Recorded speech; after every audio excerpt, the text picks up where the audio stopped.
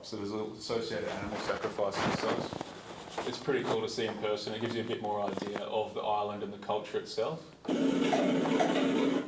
On the beach we just saw, that was just a warm-up.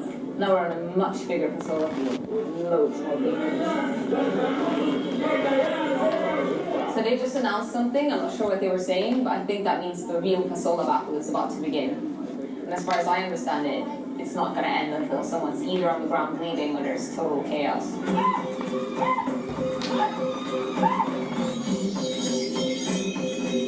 There's a lot of official Indonesian police here. But I've heard from the Raptor that they don't need to hear what the Pasola, it all goes according to local law. The Pasola isn't only a sacred blood sacrifice ritual to ensure a good harvest, it's also the year's biggest sporting event. But instead of teams, they have clans, and Ratus instead of referees.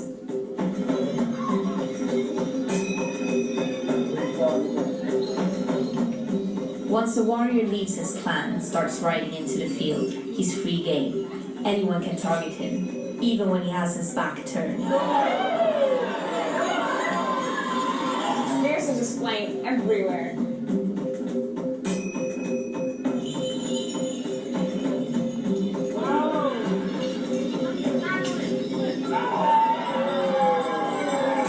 They believe that if you die in the Pasola, you return to the ancestors.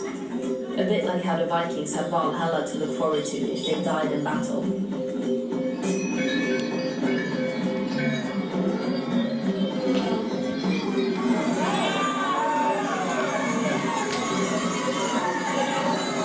After hours of fighting.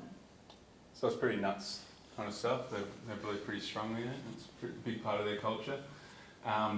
I did forget to mention that I think 5 or 10 years ago the government did intervene and they do have to blunten the spears, but up until 10 or even more recent they were still using sharp spears and there's still people dying, people getting severely injured. So that's a massive part of their culture and just shows how long lasting these traditions are, I guess. But this is the main reason that Westerners, I guess, go to Sumba. So this wave here, supposed to be one of the best waves to surf in the world. Andy and Nick can probably tell me more. I'm not a surfer, but apparently it's pretty good. And this is the main reason why people come over to the island as far as westernised people go. This is a resort called Niawatu. You can stay there for anywhere between $500 to $2,000 a night.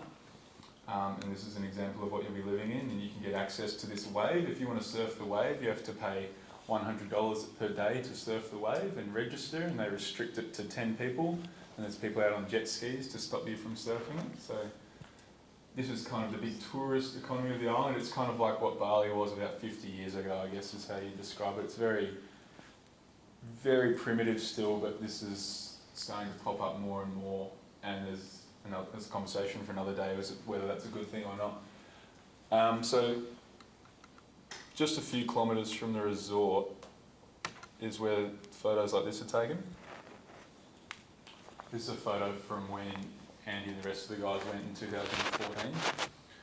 This is a young boy who had malaria as a child, as a small infant. There's a particularly nasty strain of malaria on the island of Sumba that can cause long-lasting brain damage.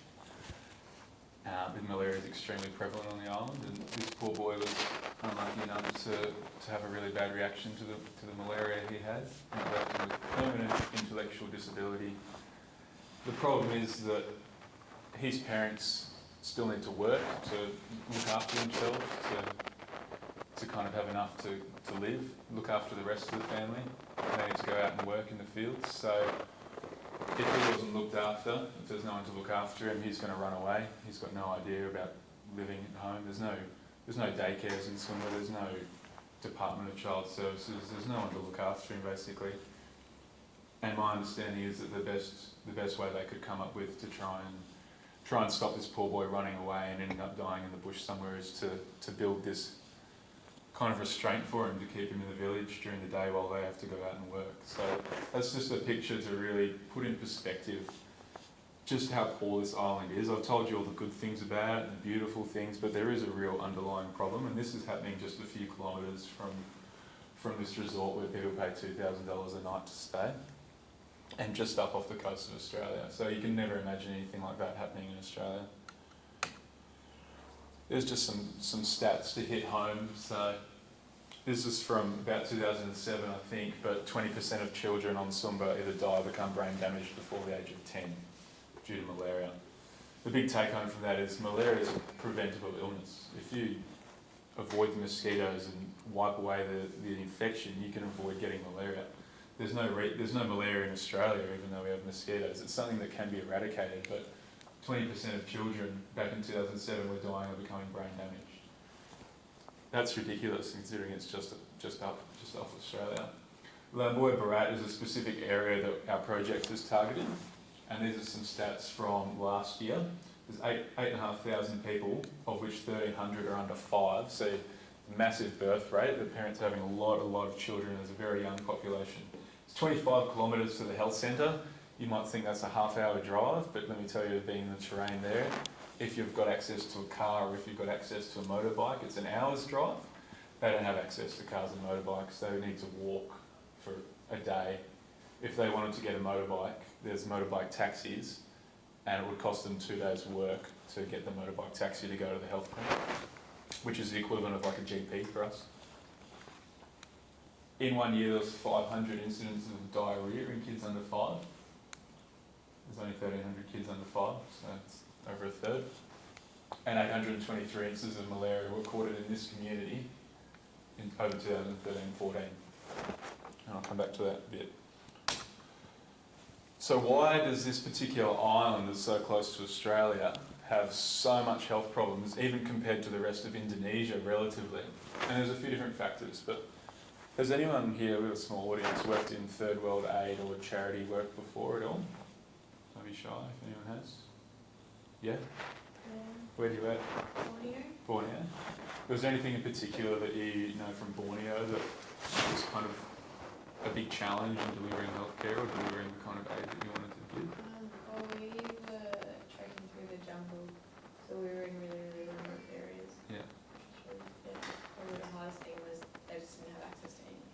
Yeah. Anyone else? It was a 5-day trek to get there. So Yeah. if you wanted to get anything in, you had to trek it in. Yeah, so you can imagine if they've got problems, they're not going to do a 5-day trek out unless it's really bad. Anyone else been anywhere else that, yeah? Thailand, wow. Yeah. And any specific things for that area that you noticed? Mainly language. Language? Like, it's really difficult. Yeah. Cultural differences make me even. Yeah, great. So these are just a short list of things that are challenges to the Sumbanese people. So the religious factors are a massive one. This religious culture is so embedded into their communities and so embedded into who they are that they don't see malaria as an illness you get from a virus transmitted by a mosquito. Malaria to them is the gods or the ancestors were unhappy with them, so they get a fever 4 times a year. There's no health literacy to link why they get sick or why they get diarrhoea. They believe it's because they've upset the ancestors, so maybe we need to sacrifice more chickens at the Pasola next year, and that way we won't get so sick. So that's a massive thing and you can imagine we can't just walk in here and say, no, that's bullshit, you get malaria because from mosquitoes. Like, it just doesn't work because they've got thousands of years of this embedded in them. So you've got to take that into account when you're trying to help. There's traditional roles. Indonesia's ranked about 100th in the world for gender inequality, and I guarantee on Sumba itself it'll be even worse than the rest of Indonesia. There's a big focus on the male as the person who dominates the household and decides on healthcare for the family. Structural access to water is a massive one I'll talk about in a second, but without water you don't get anything else. And yeah, it was pretty inspiring seeing the clip this morning that Matt showed as well of the guys with thank you water. Access to clinics, as I mentioned before. Geography, so those villages I showed you before, they're all built on the top of hills because back thousands of years ago when the clans were all warring with each other, it was a strategic benefit to be on top of the hill because it made it harder for people to come up.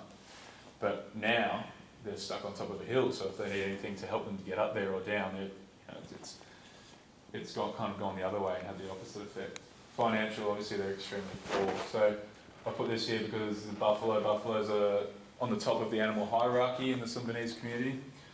And in a funeral, if you sacrifice a buffalo, that's seen as a really high status thing to do, and that really impresses everyone else in the community.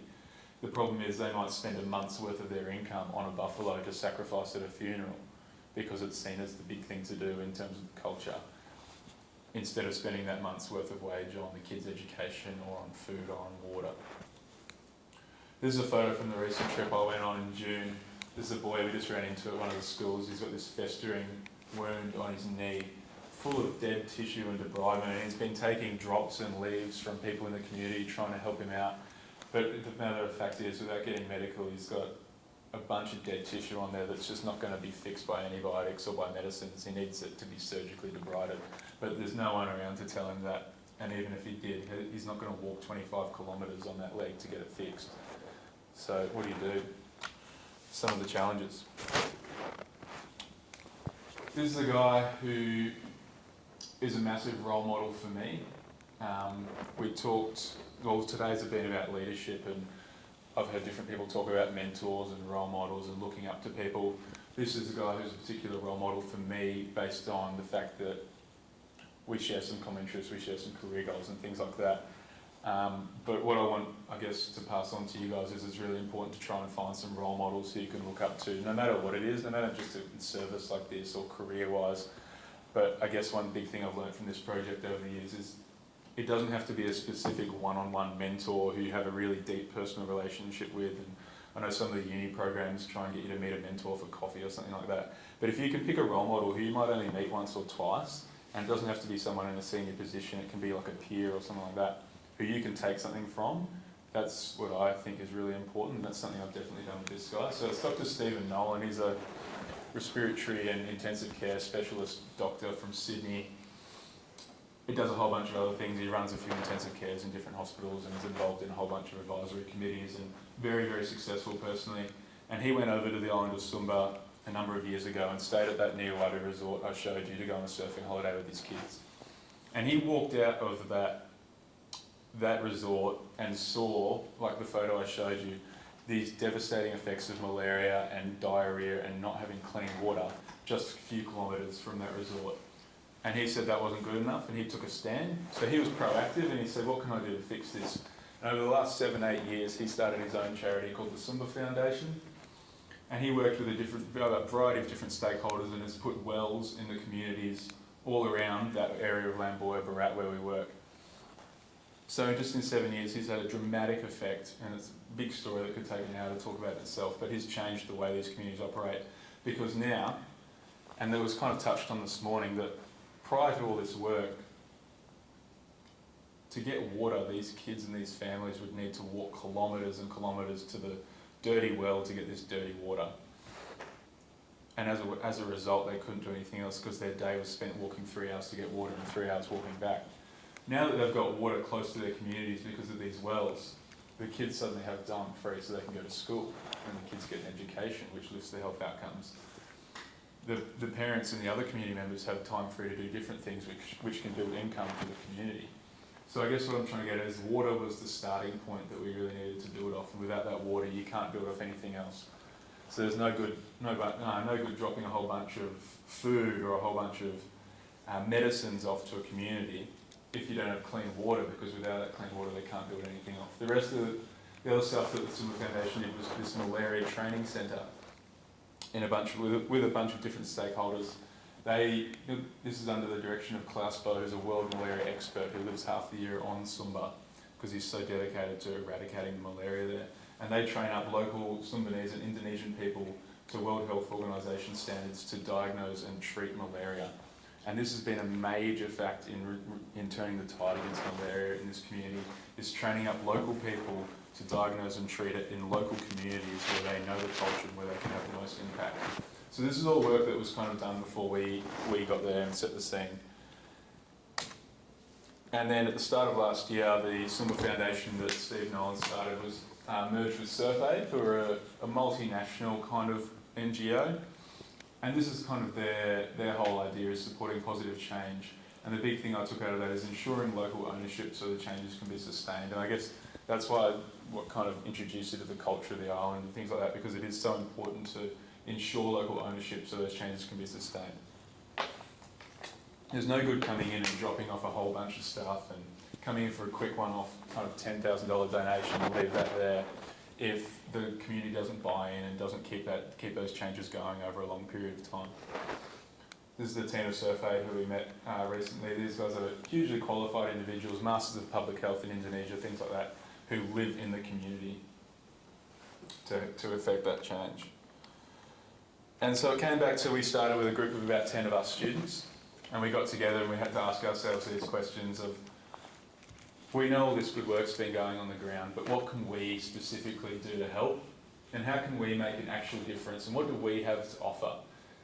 So there's this great work being done on the ground already by these people with lots of money, and they've put in these water programs and they've started looking at malaria, but how can we affect that specifically, and how can we have an impact ourselves? And that's the questions we had to ask ourselves. So it took us about 6 to 12 months of trying to find a purpose. And I guess if I could come back to Matt's presentation this morning, his whole point was you need to find out why you're doing something to make you an effective leader. And I'm not afraid to say it took us 6 to 12 months to figure out what we were going to do and why we were doing it. We knew we wanted to make a difference, but it was really hard to kind of gauge what we could do to have any kind of effect when there's so much good stuff going on already.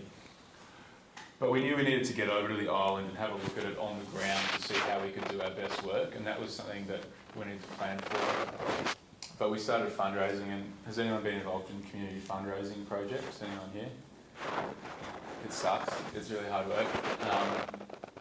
It's not really hard. It can be really hard work, but it's also really hard to think of innovative ideas and to get people to part with their money for your cause and selling it. But we persisted through, and that comes back to the things I came at the start. So persistence. You have to try and be proactive and think of ways that people haven't done before. We did a few raffles at some balls we were lucky enough to have contacts with. So that's the other big thing, is just really exploring your contact base. I don't know if you've met new people today or been inspired to go and talk to new people, but that's one of the things that in the few sessions I've been to, they're really encouraging to build your networks, and leaders are people who go and interact with more and more people and build their network, and that's come in handy for us in that we get access to balls like this. We ran a onesie pub crawl. I don't know if anyone here came to it a couple of years ago. It was pretty fun. We raised a couple of grand there. And it ended up we raised $6,000 and managed to pay for flights for a group of us to go over to the island and check it out. And this was in 2014.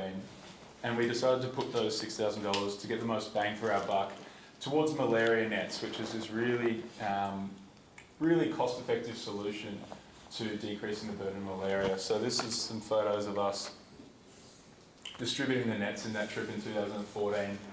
And the best thing about malaria nets is they're cheap and they can have a direct impact on a large number of people by preventing the mosquitoes biting. They get a information handout and they have to sign a booklet to say that they appreciate that they're getting the malaria net, that it costs a lot of money, and they will use it properly. Because this is the problem. This isn't from Sumba, but this is just from Google. But does anyone know what's going on there? Fishing.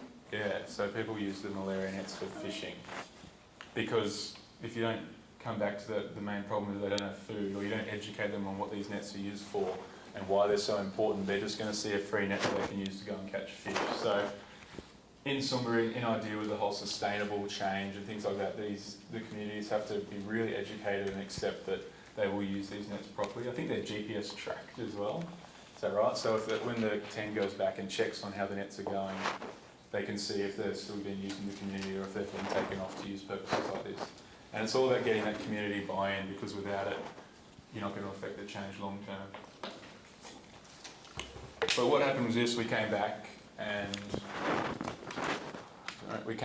we patted ourselves on the back and said, really good job, we've gone over and handed all these nets and we've done an awesome job. We sat our exams, we had a bit of a break from Sumba stuff, and we got some stats back from the foundation so that was the original stats I showed you, that 823 cases. And the next year, over the wet season, at the clinics in that area, there was now 211 cases. So that's a 400% drop in malaria. And that wasn't all our work, but the malaria nets that we donated contributed to the whole malaria program in that village. And we thought we were pretty bloody awesome. We said, that's really good. We've actually made a change and we've recorded it. And this is great, maybe we should keep going on this. But then, and I liken it back to the story this morning of how there's those guys who are doing the thank you water. had a deal with Woolies or Coles, and then it all just fell through and it all crashed.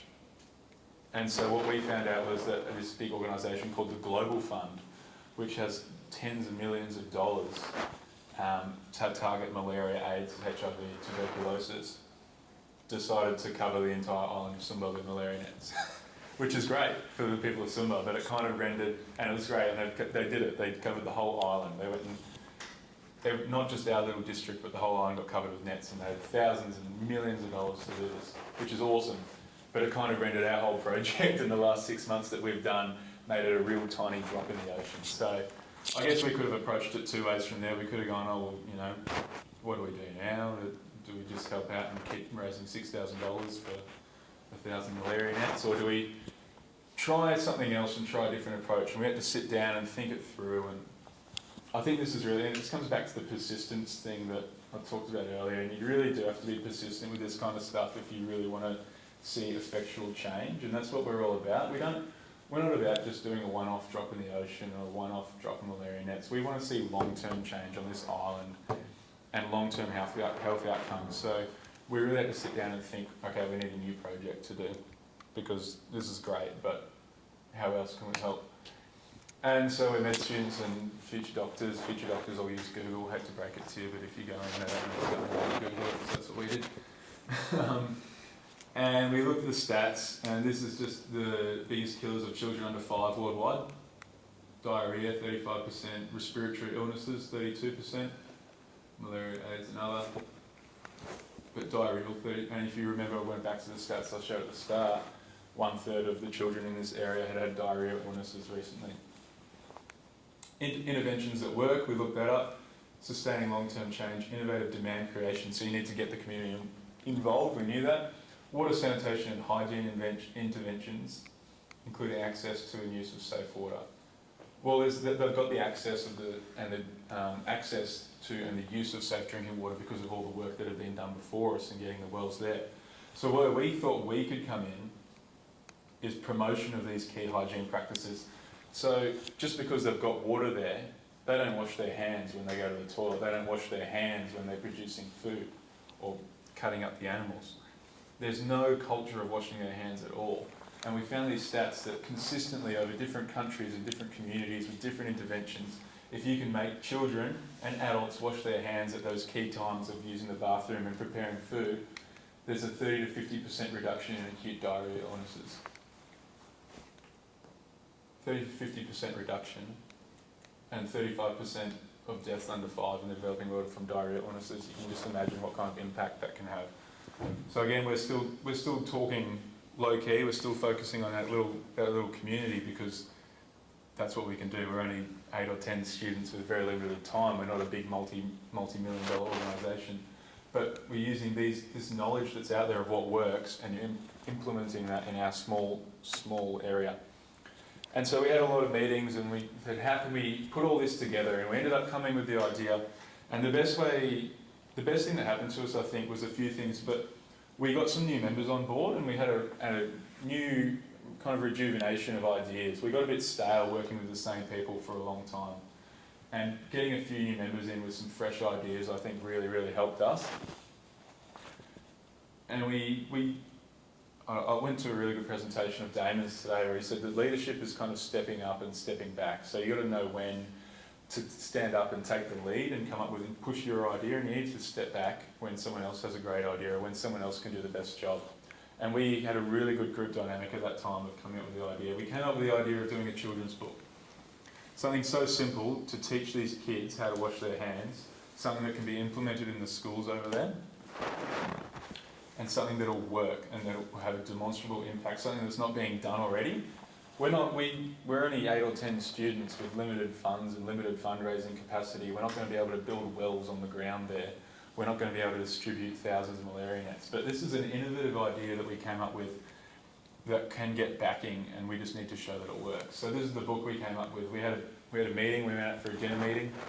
If anyone's going to get involved in this kind of work or long-term projects, I really, really encourage you to get a group that you get along really well with, because that's the most important thing for us. We've got a really tight-knit group that can go out to dinner and relax and all get along with each other really well. So what we did is we said we're going to come up with this idea for a book. we're going to have a dinner at this time, we're going to meet up, and everyone has to bring an idea for the storybook, and we're going to present that idea to the storybook to the rest of the group. And we did that, and it was a lot of fun, and we ended up coming up with this story,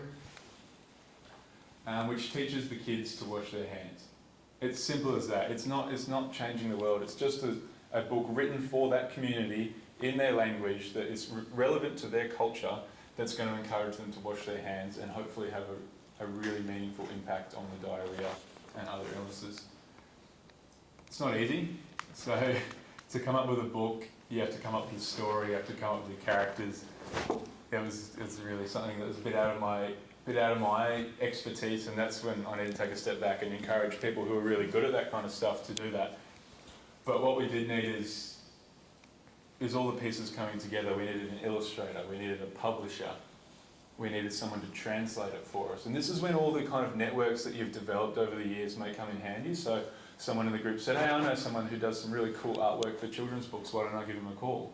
Something that maybe you don't think immediately would be relevant to a third world aid project suddenly does become invested in it. Nick's got some family members who work in DFAT in Indonesia who said, hey, can you help us with a rough translation? And they can help us with a rough translation for the book. And we ended up coming with this great story, and what we did was we incorporated the cultural aspects of it. So you've got the horse there from the Pasola Festival. You've got the houses that are made, the Sumbanese houses. So these kids look at this book and they say, hey, that's us they're talking to. It's not a book shipped from the third grade class here. It's one that's been specifically designed for them. It's just an example of the content. We've included a bit about sleeping under malaria nets as well. And this is us in June this year ready to take the book over. And this is us putting it into action. So we teamed up with Surf Aid on the ground. They've got a base of about 6 to 10 workers there, and they were really excited about this project because while they're doing all the water stuff and the malaria stuff, here we were with this innovative idea that can really help them and really have an impact. And we just needed their help on the ground to put it into practice. So this was the big moment for me when I got over there. So you do all this kind of stuff, and at this point I've been involved in this project for 2 years without being over there and seeing the things on the ground. But we took the books to the schools, and we did the lessons where we taught the children and went through the book and taught them how important it is to wash their hands. And then we got up and we had a go. And they had this song that the Surf Aid guys brought up. It's a song in Indonesian about the 7 steps of hand washing, and that's the best way to get the kids involved. And seeing these kids lined up and singing the song and washing their hands and seeing the smile on their faces, that was, I guess, the takeaway moment for me. So I did a radio interview a couple months ago about this project, and the guy sprung me with a question that I wasn't expecting at all, just randomly. He goes, so what's the one thing that you'll take away from your trip to the island? I'm like, shit, I didn't think of that. Like, it's something that really put me on the spot. And the thing that I came up with was seeing the kids still smiling after so much adversity, and they go through such hard stuff.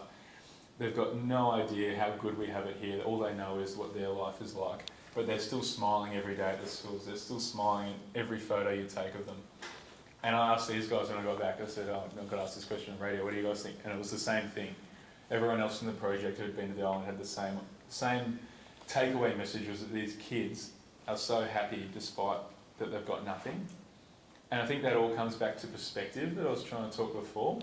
And to be a really effective leader and to affect change, you've really got to have an idea of the perspective that the people you're trying to help have. And there's no point, if we didn't have the perspective of going to the island first and knowing what we can do to affect change, it wouldn't have worked, and us as leaders wouldn't have been able to do anything. Because if you don't kind of have that perspective of the people you're trying to help, they're never going to respect you as a leader, and they're never going to buy into what you're trying to sell them. But this is a really cool, just some shots of what's, we got this working, and we tested the kids before and after, just because you've got to show that what you're doing works. And there was a pretty good increase in their understanding of hand washing and why it works. And the Surf Aid guys, who their full-time job is to work on the ground doing this stuff, were really, really happy with our book and the impact it's going to have. So this is all a couple months ago. So where we are now, I guess, is we're just fine-tuning some of the changes to the book. So just a few of the characters were a bit inappropriate according to the Sumbanese culture. We're fixing up some of the translation errors between the formal Indonesian that we used and the Sumbanese dialect, and just ironing out the kinks. We only took 12 copies over to test them in the schools, so our next thing is to get a mass run published and try and really phase it out to as many schools as we can to really see if this can have a proper impact on hand washing. And then we need to get the long-term measurement of, is this actually working to reduce the diarrhea illnesses and working to reduce the overall mortality and the overall health of the kids. There's no point doing stuff like this if you can't measure if it has a direct effect.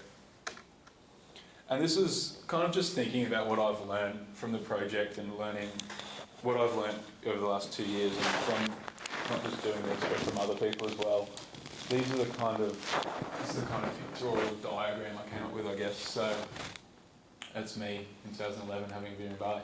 These are the kids in Sumba, and obviously these are the main goal of the project. That's who we're trying to help. We're trying to help these kids in Sumba lead a more filled life, have better health outcomes, go through school, have a meaningful life.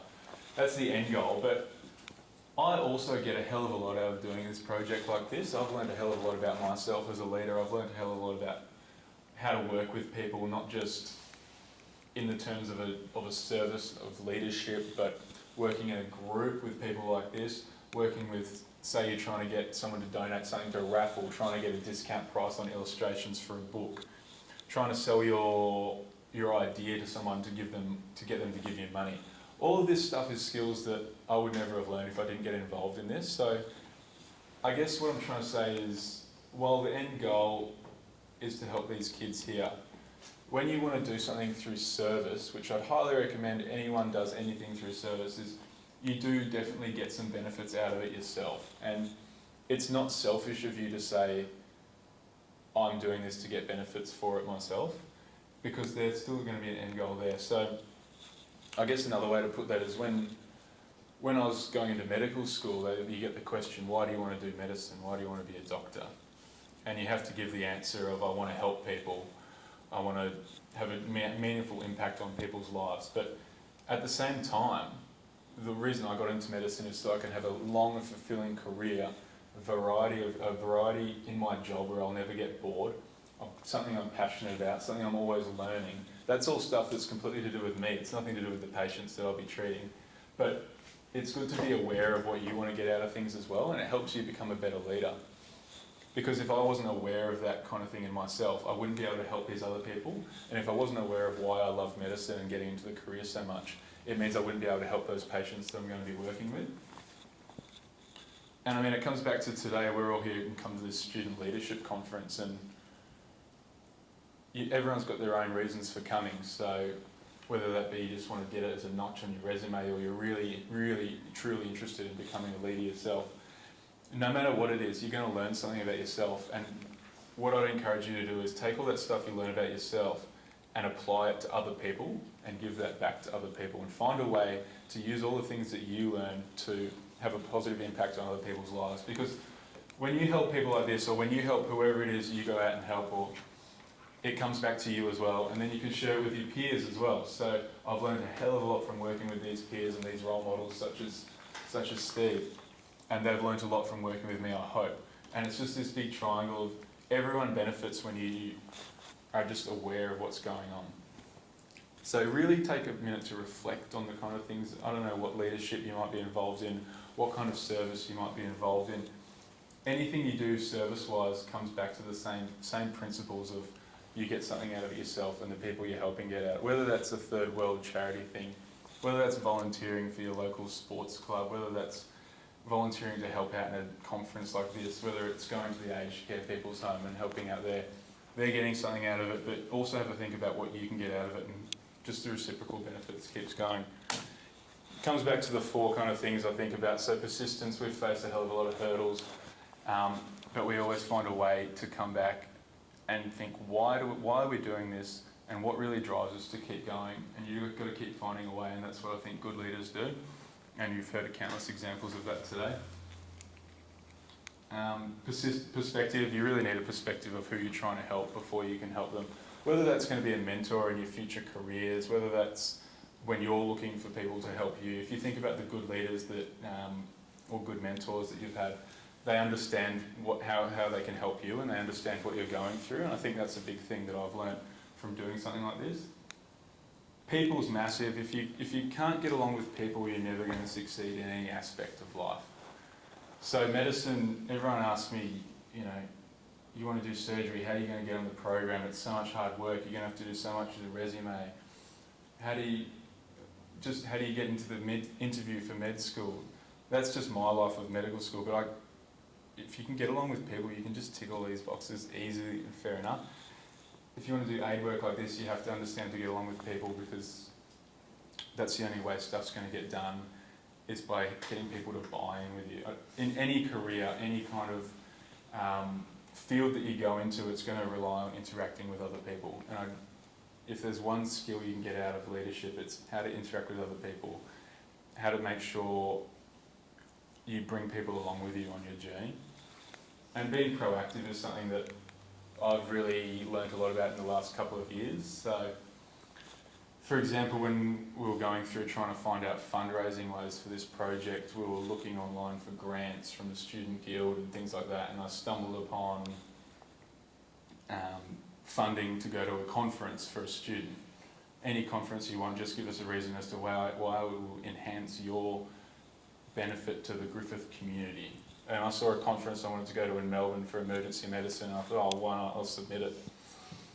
And I got it, and I went down to this conference, and then I got an email from the people who ran this today saying, we want you to come and talk about your experience at the Student Leadership Conference. And this all comes back to being proactive by getting involved in the Sumba project, and by being proactive and looking for things to do, you end up getting more and more opportunities to kind of develop yourself. So if there's one thing I would kind of push on, is to be proactive, to take those chances when you get them, and really look for things that you can, that will help you, and by that help others. So another thing, proactive. I've had a ridiculous year. I went on Millionaire Hot Seat. Does anyone know that show? And people go, oh, you must have been so lucky to, but it's just, I just went out and went on the website one day and applied. And suddenly they asked, you know, do you want to come back and go on this show? I was like, I forgot I even applied for it. But if you be proactive and do things like that, you never know when it's going to come back. There's another story.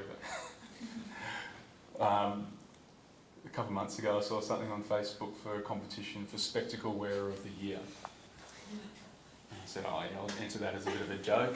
Be proactive, you know, I'll jump into it. And I got a call a few weeks ago saying you're one of 8 finalists for the Spectacle Wearer of the Year. Come down to Sydney and have a photo shoot with Alex Perry. So I did that last week. And now I'm in one of 8 chance to win a trip to LA to meet Eva Longoria, who's the Spectacle Ambassador. Awesome.